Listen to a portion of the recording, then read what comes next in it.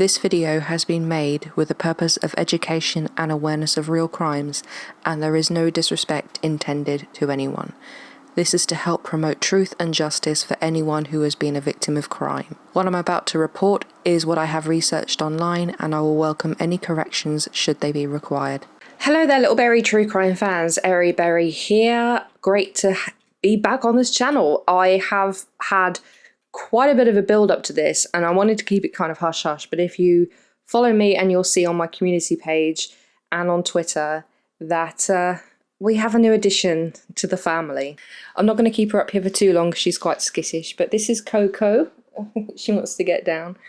And yeah, so she's our new baby. Aren't you? See you later, everybody. Yes. So hopefully my mic doesn't pick up on it, but we might hear some scurrying around or litter being flicked or whatever, or some squeaking, or hopefully that doesn't get picked up, but I do apologise if it does. We are in my office at the moment. This is where she's being kept for now. Our resident cat Mitzi, understandably, is a bit hissy, but that's to be expected, and we have to socialise them slowly. So I don't want to stop doing this, so I'm going to have to do this with the kitten in the room, and she's pouncing me right now. It is so hot here right now. I've got the window open, I've got a fan going. Again, hopefully the noise doesn't get picked up, but I don't want to stand here sweating like anything. For this case, we're actually going to go back to pretty much the same location as with the Eryberrie murders. We're going to go to Washington in the US. It does involve some references to other places in the world, but specifically Seattle and a place called Olalla, which is just across a body of water from Seattle. I do want to give some trigger warnings. So the trigger warnings are, this talks about eating disorders, obsessions with health, being fanatical about health, and purging the body to cure illness. Now, if those are triggering, please don't watch. We're going to go back to the end of the 19th century, beginning of the 20th century. And there are two sisters called Dorothea, or Dora, and Claire Williamson, who were in their mid to late 30s, had been orphaned when they were teenagers. They were raised by a governess called Margaret Conway, and they were rich, really rich. The Williamson sisters were described as being ahead of their time in that they were not married, even though many women married even before they were 20 in those days. And they didn't have anyone to whom they were engaged. They didn't invest their wealth in, kind of different business transactions.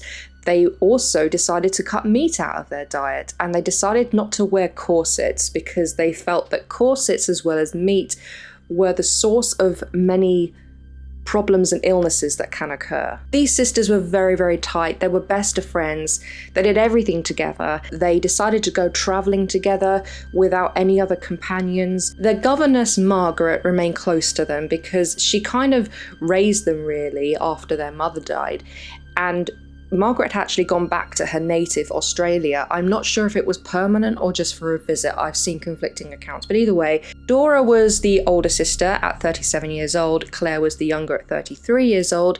They went traveling, they had family, and they had assets all over the world, so they had no problem whatsoever just going out and traveling. Out of everybody, out of their whole family, Margaret was the one person to whom these sisters could turn if they needed anyone. She was the one person they could truly trust and knew was not after their money. Dora and Claire had very strong views about health, about medicine, about the science of medical technology. As it exists today, a lot of people still don't trust medical science, and to be honest, I'm not quite sure why, because the way that medical science is now is simply through hundreds and if not thousands of years of trial and error of what works and what doesn't work, and what we have as being approved medical science now is what works.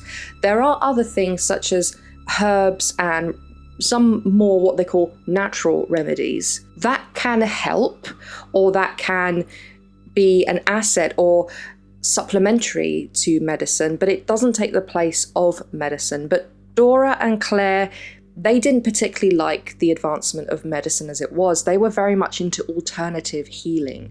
I first heard of the term detox diet when I was 17, and I believe it was I was reading something that Carol Vorderman did, which was a detox diet. I'd never heard of anything like that before. I thought it was quite revolutionary. I thought it was quite new, but actually this type of detox and clean living and only eating natural foods, clean living movement, and these fad diets about cutting out anything that is manufactured or not natural has been going on for at least 150 years. It has been peddled and promoted over and over again, going into the background and coming to the forefront. And at this particular time, when these sisters were actually on holiday in Canada, they were looking around basically for someone who, in their view, could cure them of their ailments. Now, these sisters were not unhealthy. They were not overweight. They were not in bad shape at all. I think one of them had issues with her knees. Another one had diphtheria as a child, but that was fine. She got over that okay. And there were some stomach problems, but to be honest, they were not unhealthy. But they convinced themselves, particularly Claire was more into this than Dora, that they were really in bad shape and they needed someone to cure them. Part of me seems to think that the reason they were looking into the alternative is because medical science couldn't really find anything wrong with them that meant they were actually ill. The sisters were staying at the Empress Hotel in Victoria, British Columbia, and this was in February of 1911. They saw an ad in a paper which piqued their interest. It advertised a sanatorium near Seattle, Washington, in a place called Olalla, ran by Dr. Linda Burfield Hazzard. The advertisement said that the institution was called Wilderness Heights and was, quote, devoted to applied natural therapeutics, specialising upon fasting and a scientific dietary. The location sported 50 acres. It mentioned it was in a beautiful place, wilderness and wild animals and farms, and the sisters were so not only into alternative medicine, but they believed that, that the natural world, the outdoors, this kind of rugged, raw place was also pertinent to becoming healthy. The article also stated that this Dr. Hazzard had written a book called Fasting for the Cure of Disease. Now, fasting was the kind of thing that this was right up the sisters' alley. They already knew that this was something that they would be into from having read the advert.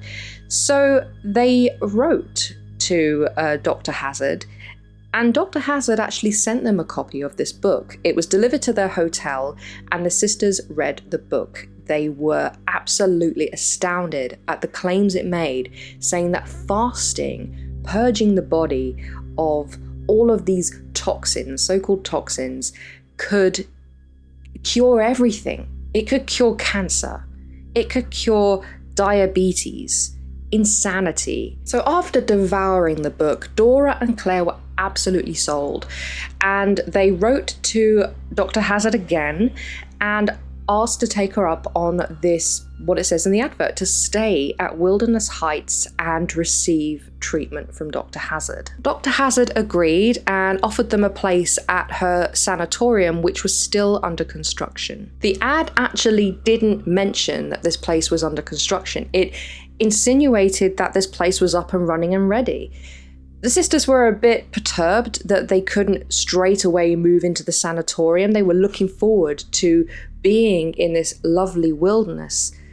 But when Dr. Hazzard met them, she instead said to them that they had to stay in an apartment. She first of all took them to her office, which was located in the Northern Bank and Trust building in Seattle. The sisters were absolutely spellbound by Dr. Hazzard. She had an air about her that commanded respect.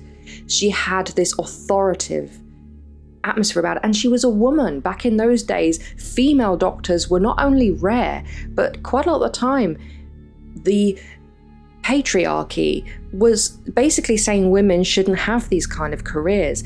And she appeared to not only be a doctor, she had the credentials, she was delivering out all of this alternative medicine, which the sisters were already into. They felt that she understood them, and they understood her. The sisters were willing to do anything that Dr. Hazzard told them to do to get healthy.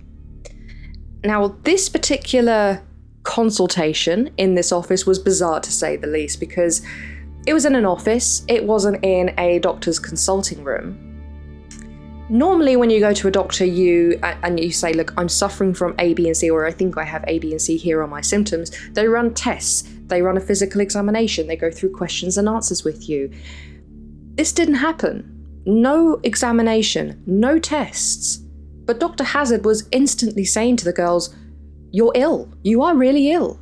You need my help, you need to be cured. Usually if you go to a doctor's office and they do no tests and they do no questions and answers, they don't run any kind of experiment or whichever or examination, and they just tell you you have this and this, normally that would set your alarm bells ringing, but these girls genuinely believe that Dr. Hazzard had a gift of knowing things, of knowing exactly what was wrong with you just by looking at you. There was just something about her. Dr. Hazzard told them that the girls immediately had to start fasting, and they also had to submit to a massage, which Dr. Hazzard delivered the very first dose of right there and then in that room. When you think of massage, even like a sports massage or a Swedish massage, which is really vigorous and, and sort of pummeling a little bit, it can be a little bit hard on the, on the bones and the muscles, but at the end of the day, it's a massage. It's relaxing. Dr. Hazzard didn't do that. From what I've read, from all of the things I've read, Dr. Hazzard actually beat these girls up. She pummeled them, like punched them, with her fists on their backs and on their heads, and on the front of their heads, on their foreheads. Why do you do that to someone's head? What does that do to purge anything? And this was pretty brutal, but the sisters were already submitting to Dr. Hazzard. The girls were asked to move into an apartment, which they did, and from that point on, in this time in February, they spent at least, I believe it was 6 weeks in this apartment, and Dr. Hazzard saw them 5 times a week for these massages. She also subjected them to enemas. Now, not just any enema, not just, it's a bit like colonic irrigation, sort of water going in and then coming out and cleaning you out. These enemas went on for ages, absolutely ages, sometimes 8 hours. It would start off slow, small times, and it would build up. So she would build them up. The actual fasting was not just no food. She did allow them a little bit, but it wasn't even food. It wasn't any kind of solid. What she told them to do was boil up some vegetables, either tomatoes or asparagus, in water, and then drink that broth. Basically a very weak, very watery vegetable broth, and occasionally some orange juice. But that was it. They weren't allowed to eat anything else.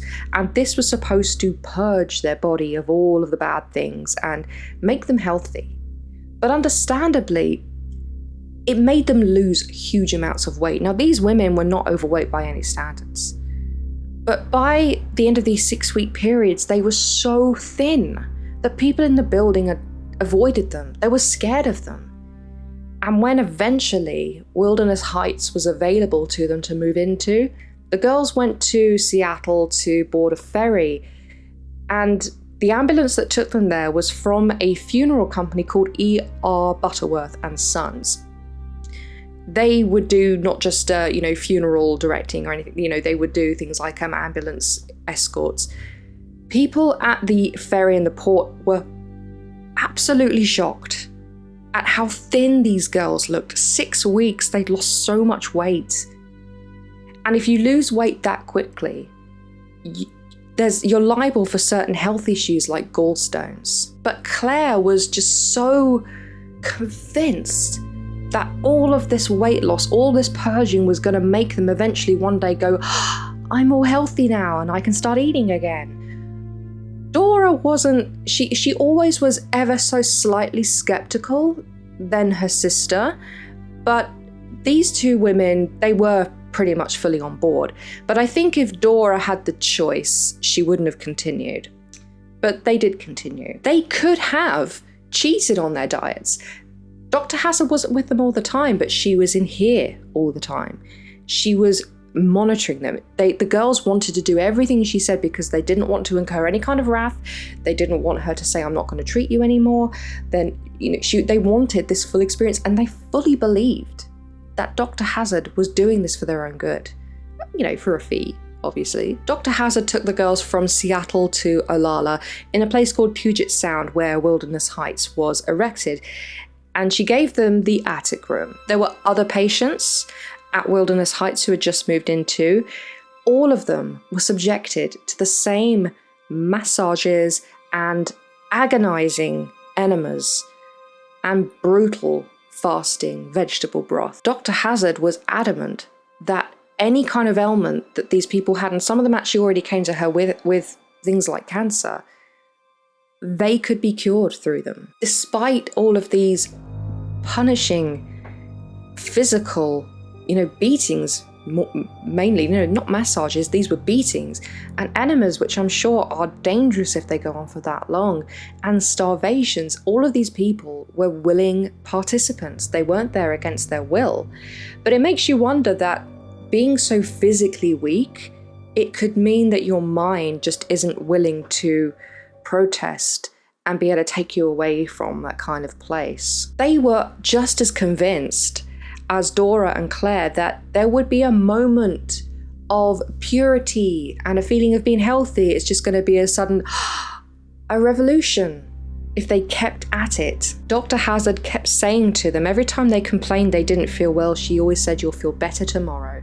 And it just kept going and going and going. Dr. Hazzard would tell them that the reason they didn't feel well was not because of her regime, no.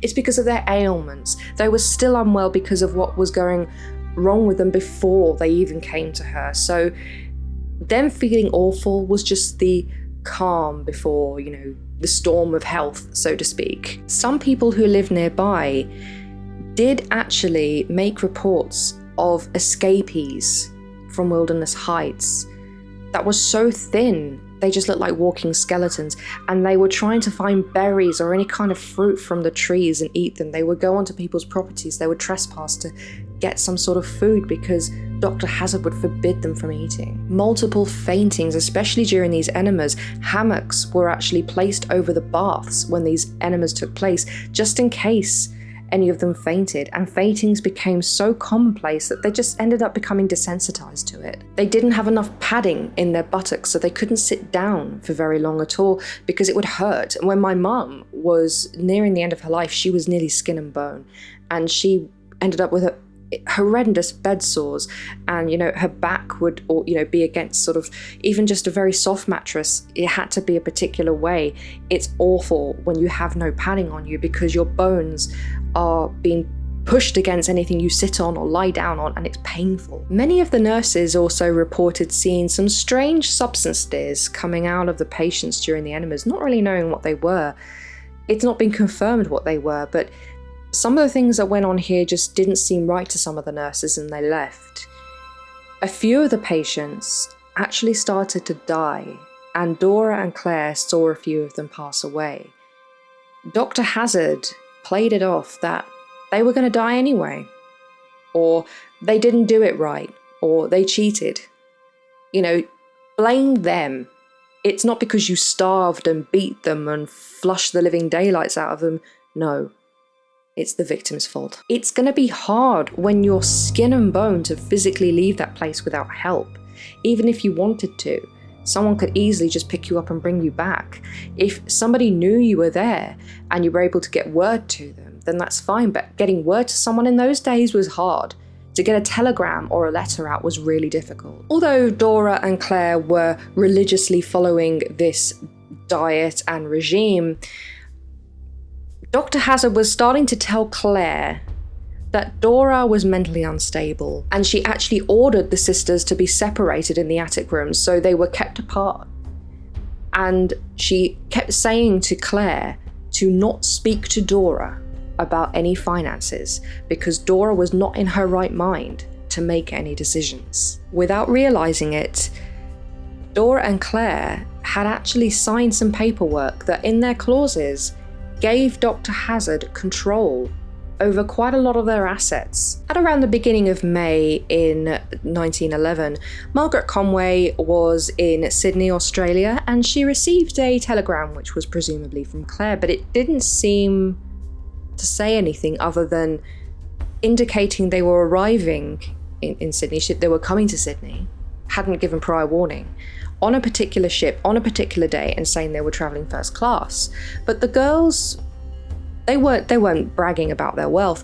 Why would they tell Margaret what class they were on?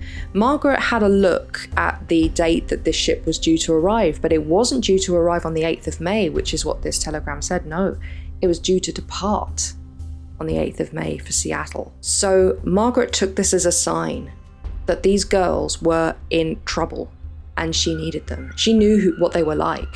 They wouldn't do something like this unless they really needed her help. So she did. Margaret didn't actually know that the sisters were in Olalla. None of the family knew. None of the extended family knew. They hadn't told anyone. She knew that they were in Vancouver at some point, but that's all she knew at this stage. Margaret was beginning to think, because this telegram actually came from Claire and not Dora, that Claire was in trouble and she was having to be cryptic. She was being held, probably, against her will. The ship actually didn't arrive directly in Seattle, it arrived in Vancouver. And there, Margaret was met by Mr. Hazzard, Dr. Hazzard's husband. He solemnly informed Margaret that sadly, Claire had passed away, and she had passed away a few weeks before. He was not in the slightest bit sympathetic that this young woman, who Margaret loved as a daughter, had gone, had asked for help, and she wasn't there anymore. Margaret was taken to E.R. Butterworth and Sons and presented with what she was told was Claire's body. Now, the process of embalming a body was not something commonplace back then, and apparently this body had been embalmed. Margaret was thinking, well, Claire didn't know anything about embalming. She wouldn't have asked to have been embalmed, but somehow she has been. It really didn't look like Claire. Everything about her was wrong. Now, understandably, a body can look very different after death, but Margaret observed that the hair, the hands, the shape of the face, it just wasn't her. So Margaret was taken to Wilderness Heights and basically said, what's going on? And Dr. Hazzard told her that Claire just passed away, just naturally. It's because she had illnesses in her childhood that it wasn't the illness, it was the medication she was given as a child caught up with her, and this was her time to go. And no matter what she followed on the regime from Dr. Hazzard, she would have died anyway. I call bullshit. And then Dr. Hazzard said that she personally had performed the autopsy on Claire and showed her the death certificate. The death certificate said that Claire had died of cirrhosis of the liver caused by this medication, and many other things as well. And then Dr. Hazzard presented Margaret with various body parts of Claire's, her lungs and her intestines, to say, look, they'd all shrunk and shriveled up. You know, this was going to happen anyway. Margaret was furious, not only about this, but also that Claire had apparently signed some documents to give Dr. Linda Hazzard, these powers over her assets, and also she had rewritten a will shortly before she died. Now bear in mind, just a couple of months before, Claire was a healthy young woman traveling in Canada, and now she'd passed away in Olalla, Washington, having rewritten her will, making the doctor who was treating her her beneficiary. Of course, Margaret knew this was not right. She confronted Dr. Hazzard, but Dr. Hazzard kept saying, no, she did this voluntarily. She knew that maybe my treatments may not work and she may pass away, so she did this. And Margaret was presented with this will, but the will didn't look like it was written by Claire. Margaret knew this young woman. She knew the woman she actually raised. She was a governess, so she would have taught her to read and write. It just didn't seem like her. And also, what about Dora? Margaret was like, well, where's Dora?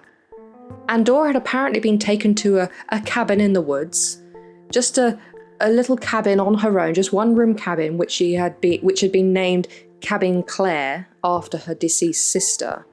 And when Margaret saw Dora weighed only 60 pounds. 60 pounds is just over 4 stone. This is a woman of about 5'3", 5'4". She was literally just skin and bone. She was on death's door herself. And Margaret was also heartbroken to hear that the sisters were not together when Claire passed away. And it's possible that Dr. Hazzard not only gradually caused Claire's death, but had directly contributed to her death on the night she did die. Dora wanted to be with her sister because she knew that her sister was on the way out. But Dr. Hazzard physically stopped her. And of course, Dora was too weak to overpower Dr. Hazzard. And then Dr. Hazzard saw Claire on the floor and thought, oh, I tell you what I'll do. I'll give her another one of those pummeling massages, this time on her stomach. And then Claire passed away. Dora said to Margaret she wanted to go, she wanted to leave. But then when Dr. Hazzard entered the cabin, Dora reversed that. She backtracked, so she didn't want to leave. She wanted to complete the treatment. So Margaret really couldn't do anything. She had to leave because Dr. Hazzard ordered her off the property. I mean, if it were me, I would have picked her up and gone. But, you know, what can you do when there's staff there and a really strong woman trying to physically stop you? What could she do? There was one person who could help in this situation. The Williamson sisters had an uncle who was actually living in Oregon, and when Margaret Conway told him what had happened to his nieces, they took action and went straight to Wilderness Heights. Again, they were unsuccessful in managing to convince Dora to leave, so Margaret decided she would stay. She would actually stay in the shack and she would care for Dora, trying to sneak her food. And there's a lot of reports in the newspaper about how this was done, that Dr. Hazzard was trying to stop the food from getting to Dora, and they were trying to make sure that the food that she eventually did get was not tainted in some way. Also, it was discovered that Dora had unknowingly signed her life away too. Mr. Hazzard, Sam Hazzard, Linda's husband, had been given full power of attorney over Dora. It wasn't until July in 1911 when the sister's uncle returned and said, look, I need Dora out now. And Dr. Hazzard eventually was convinced to let Dora go. But Dr. Hazzard said, well, she can go, but she owes me money, and demanded $2,000.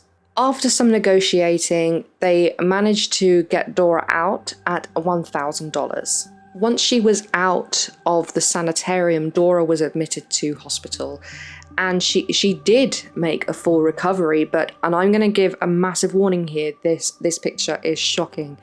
This picture, if the internet existed back then, it would have gone internationally viral. This is what Dora looked like when she was at Wilderness Heights, when she was at this cabin just before she was rescued. It's shocking. When Dora was on the road to recovery, her uncle was a bit concerned about some monetary transactions which had taken place between her and the Hazzards, and it turned out that the Hazzards were basically swindling her out of money, just getting bits and pieces here and there, and had actually taken a lot of hers and her late sister's jewellery. Many other people had died under Dr. Hazzard's care, but the state found they couldn't actually do anything because it turned out that Dr. Hazzard was not a doctor. Surprise, surprise. She didn't have a medical degree. No. I'll get onto that in a bit, but the reason why this meant that she wasn't prosecuted was because the people at her sanatorium were there voluntarily. She was not a medical supervisor making them do this or saying that she had to do this. She wasn't imposing this on them. They were voluntarily taking on her advice. If anything, if she's not a doctor, what is it? It's advice. However, Claire Williamson was a British citizen. So the British Vice Consul in Tacoma, Washington was contacted, and this was when Dr. Linda Hazzard was finally dealt justice. Just to talk a bit about Dr. Hazzard, just a little bit because there's a lot involved here, is Linda with a Y, Laura Burfield, was born on the 18th of December in 1867 in Carver, Minnesota, to Susanna and Montgomery Burfield, and was one of 8 siblings. She married when she was 18. She had 2 children, but she completely abandoned them when she was 31 and moved to Minneapolis. And while she was there, she developed a fixation, a obsession with clean living, healthy eating. She wanted to be a doctor, but this would of course involve her having to go to medical school, getting a degree, and then getting a license. She did actually manage to not get a license, but she practiced under the title of doctor without actually having a medical license, and claimed to be an osteopath, claimed to be a fasting specialist. And in 1902, someone died under her care, and she was arrested, but that's when it was found that she wasn't a real doctor, therefore she couldn't legally be responsible for not actually physically doing something to someone, but basically persuading them to do certain things, when they were basically saying, yes, I will do what you're telling me to do. And it had been alleged that she'd stolen property from this person as well, but that couldn't be proved. She was nonetheless investigated. She was convicted of practicing without a medical license. She was fined $100, but that didn't deter her, no. She did a bit of homework, and it was found that in the state of Washington, there was something called a grandfathered in law, which meant that practitioners of alternative medicine could obtain a medical license without having a medical degree. Great! So this is how Dr. Linda Hazzard could legally call herself doctor and have a medical license. By this point, she had remarried a man called Sam Hazzard, and she decided to keep her birth name of Burfield, so she became Linda Burfield Hazzard. Her husband was not a very nice man either. He'd been married several times before. He'd been divorced about 3 times, I believe. He'd been dishonorably discharged from the army. He was just as shady as his wife. They were a perfect double act. Sam Hazzard's power of attorney over Dora was legally overturned because it was determined that she had no say in this, and she was not actually insane. She'd just been starved almost to the point of death. So of course she was hallucinating. She didn't appear to be in her right mind. I mean, would you be if you'd been starved and had loads of enemas and been beaten? I mean, seriously. It was also proved through handwriting analysis that Claire had not written this will. She hadn't signed it, so that again was overturned. Some of Linda Hazzard's former staff testified against her, that even though they worked for her, they were gradually starting to think, you know, this is not right. If people are coming here to be cured, and she was so confident that she definitely could cure them, why were they dying within just a few weeks of arriving? Linda would also perform her own autopsies.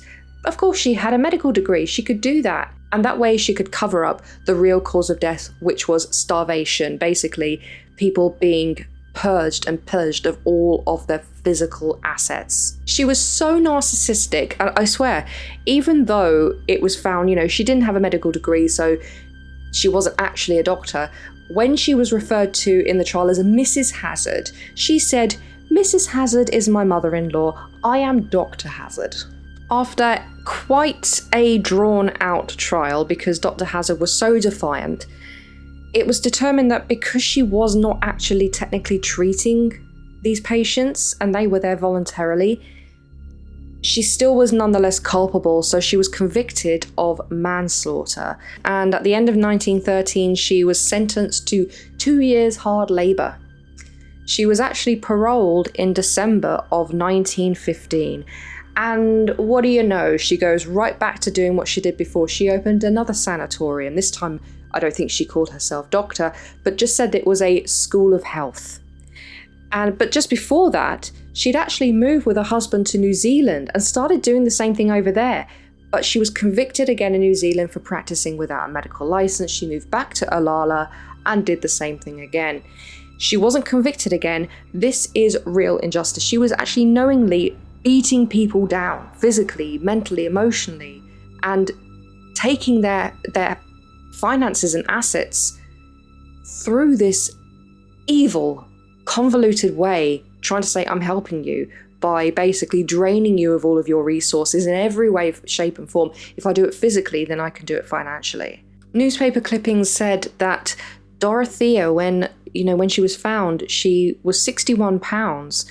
and she'd gone from 105. So she went from quite a healthy weight. I mean, 105, if I were 105, I'd be quite thin, but that's almost half her body weight gone. There are quite a few people who died under Linda's care. Now, I've found some of the names here. They're all on Wikipedia. You can find them. There was a lady called Lenora Wilcox, Daisy Maud Hagland, Ida Wilcox, Blanche Tyndall, Viola Heaton, Eugene Wakelin. He didn't actually starve to death. He died from a bullet wound to the head on the property. Now, they believe that she did kill him. That's never ever been substantiated. Maud Whitney, Earl Edward Erdman, L.E. Rader, Frank Southard, C.A. Harrison, Ivan Flux, Claire Williamson, Mary Bailey, Ida Anderson, Robert Graham, Fred Ebson, and another one in 1938. Linda Hazzard herself. Talk about getting a taste of your own medicine.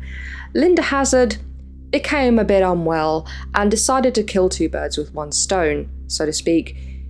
She decided that she was going to cure herself by literally taking her own medicine, by doing the fast, by doing the treatment. She wanted to prove to the world that her treatment works by curing herself. She died within a few weeks.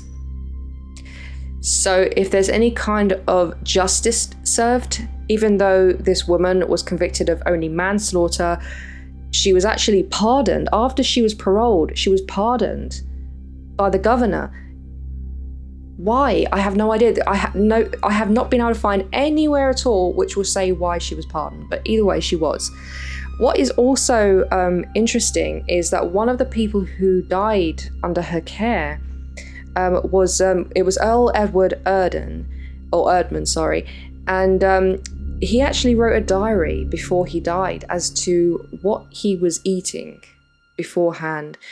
So on the 1st of February in 1910, he died on the 28th of March in 1910, and he actually began his treatment on the 1st of February, so not even 2 months.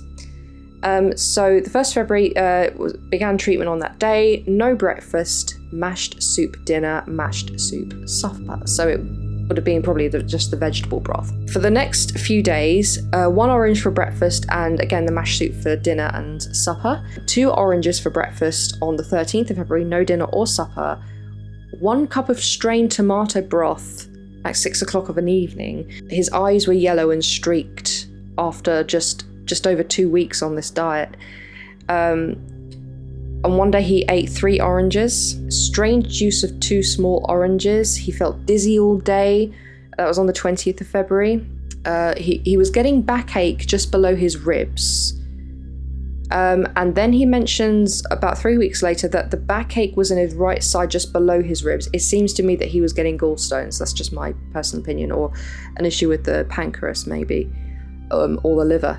Had a major head. I mean, you would get a headache if you weren't eating that much. Sweating profusely by the 24th of February. His heart was beating 10 to the dozen. The pain was continuing after that. And the last diary entry was on the 26th of February, and it said, "Did not sleep so very well Friday night. Pain in right side just below ribs in back. Pain quit in night. Ate 1.5 cups tomato broth at 10:45 a.m. Ate 2.5 pump small oranges at 4:30 p.m. Felt better afternoon for the last week. He was actually hospitalized about a month later, and he was so ill that he needed a blood transfusion. But he'd passed away before they could even do it. When I was researching this case, what was infuriating to me and also kind of fascinating at the same time was how similar this process is to domestic violence. Now, the reason I say that is because a lot of people don't really understand the psychology behind domestic violence, and a lot of people blame the victim, basically say, why didn't you get out, all of this. It's very complex because the perpetrator is usually very, very clever and is usually very manipulative. What they do normally, and this is exactly what Linda Hazzard does, it's almost like a bait and switch. They lure you in, they entice you in, they make themselves look amazing. Imagine like a Disney prince or princess sweeping you off your feet. The best thing ever, and really nice and kind and in your best interests, doing things for you, putting themselves out for you, love bombing you, making you fall madly, madly in love. This is the one, this is it. And then gradually over a period of time, they will start to change. That she lured them in, she made them almost fall in love with her and her methods. And she was making out that what she was doing was for their good. What she was doing was all for them. She was doing this selflessly, even though for a fee. But what she was actually doing is breaking them down. And that's what an abuser does. An abuser breaks their victim down. They sometimes even do withhold food from them to physically make them weak. Sometimes they will just chip away at their self-esteem and say, things like, that doesn't look right on you, you shouldn't wear that anymore. It's just small things like that, and it escalates over time. And to the point that the person is so weak, so beaten down, physically, emotionally, mentally, that they have no choice but to submit because there's no way out, and financially they're dependent on that person. And it's not unusual for abusers to try and convince other members of the family, like isolating them from the family, and she did that with the sisters. She completely isolated them, is to gain financial control and to convince other people that the person, that their victim is not in their right mind or weak or incapable and needs them to live. And this is exactly what I believe she did here. She did it in a very sophisticated manner, although she wasn't too sophisticated, because, you know what, I struggle sometimes to think, did she really believe her methods worked because she did it on herself, or did she know that it didn't work and she was doing it for gain? I have no idea. But this is what I have for this case. There's a lot more to this. It's really, really in depth. So if you want to go out there and research it, please do, because it is very much worth it. And I really hope all of you are well. Don't follow Dr. Hazzard's advice. You need to eat to survive. You need all the nutrients. You need things to, because you literally are what you eat. What you eat becomes you. And take care of yourself. And thank you very much. Bye.